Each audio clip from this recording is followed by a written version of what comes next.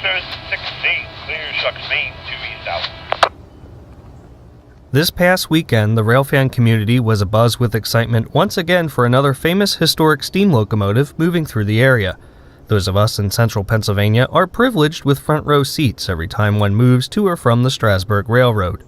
And on June 8th, Chesapeake and Ohio 614 is on the second day of its journey from Clifton Forge, Virginia.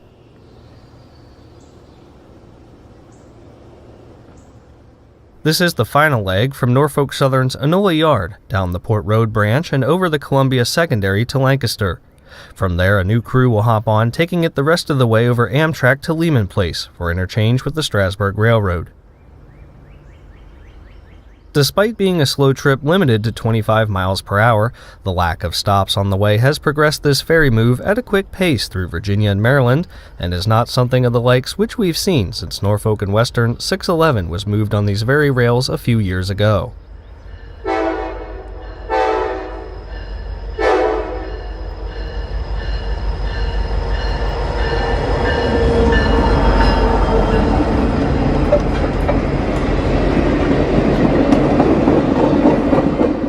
This territory is a far cry from the route of the George Washington or fast-flying Virginian. In fact, the sight of a steam locomotive would be an oddity here even 80 years ago, as the Pennsylvania Railroad electrified this route in the late 1930s, making this part of the journey all the more interesting, and perhaps the final time we'll see a steam locomotive under the remaining catenary infrastructure that's funded for pending replacement.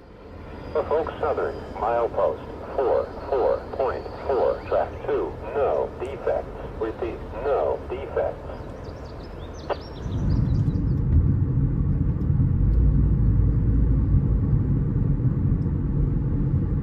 Plenty of people are set up in Columbia, an easily accessible location where the Columbia Secondary splits away from the Port Road on the track closest to us, with Kola Tower still standing on the right.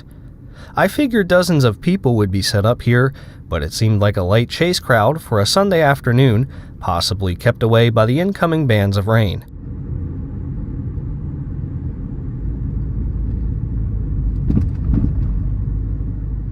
I race ahead just a few blocks up from Kola Tower, where the secondary passes the Columbia and Reading Railway, a short line named after the Reading Railroad branch between the namesake towns, which joined the Pennsylvania Railroad here off from the right.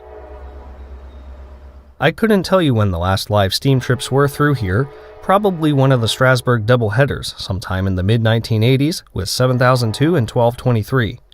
Around that time, 614 was used on a series of test trains in West Virginia for American Coal Enterprise while trying to develop a modern duplex steam locomotive, but the project was never fully realized.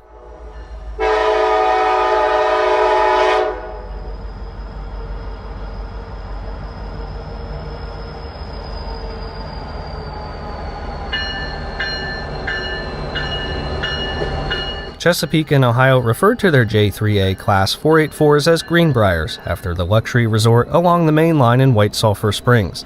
In fact, Ross Rowland had 614 painted into the current Greenbrier Express livery after the locomotive was moved back to West Virginia in 2011, with anticipation of steam excursions between the resort and Washington, D.C. However, lack of cooperation from CSX and Amtrak led to 614 remaining on display at the C&O Railway Heritage Center in Clifton Forge, until it was announced in fall 2024 that Rowland sold 614 to RJD America with plans of restoring it back to operation.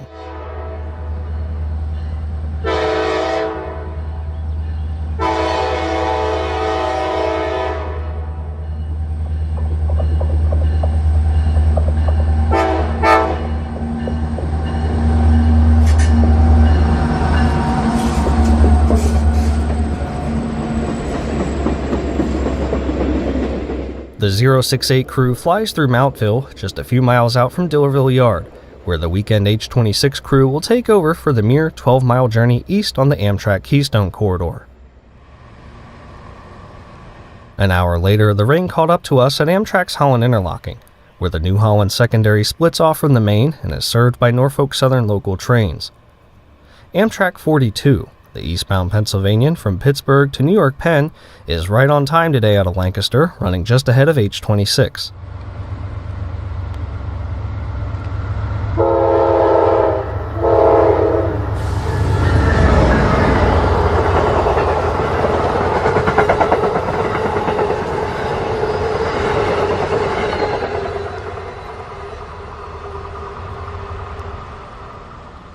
6 minutes later, the headlights shine off the rails spanning over the Conestoga River, a historic bottleneck where 4 tracks slimmed down to 2 over the Stone Arch Bridge built in 1888. Today you wouldn't know the difference if not for the catenary spanning over the voids left by the tracks that have since been removed. The journey down Amtrak would also be a slow one, limited to a max speed of 25 with the orange LSL light lit up for the occasion.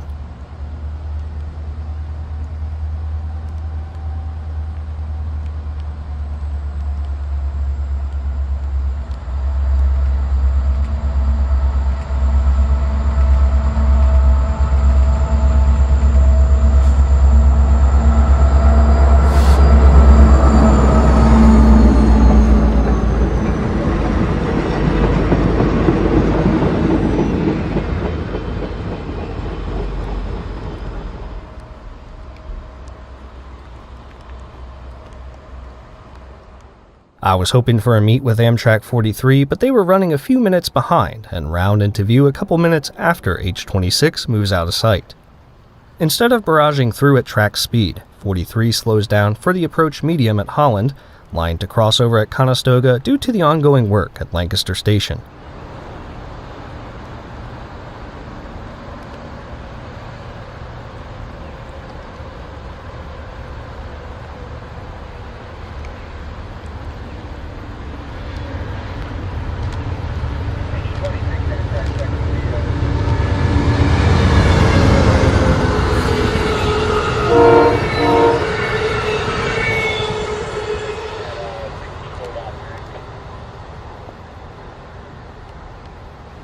After getting caught in the rain with a soaked camera, I decided to wait it out in the car instead of getting even further drenched at Lehman Place, where dozens of onlookers gathered and hundreds tuned into the virtual railfan Paradise Cam. H28 was also working nearby on the New Holland, but never materialized before it was time to head over to Strasbourg. Fortunately, by the time I arrived over at the Red Caboose Motel along Paradise Lane, the rain let up and 90 was tasked with doing the honors of heading to Lehman Place for the final pull of 614.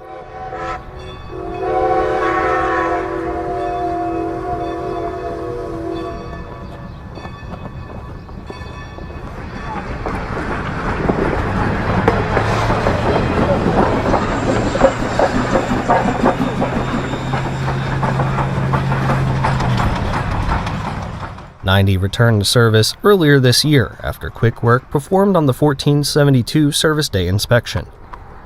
Being a Sunday afternoon, the Amish are all out doing their business, soon to be made aware of the latest steam giant to call Pennsylvania Dutch country its home for the next couple of years.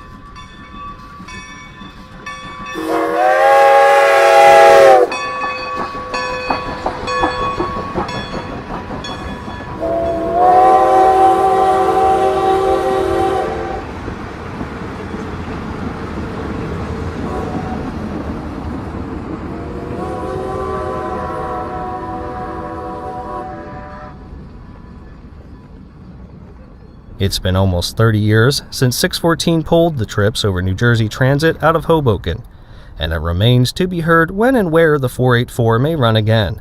But for the time being, 614 remains in a good home at the Strasbourg Railroad, hopefully to be seen again on a triumphant return to the high iron.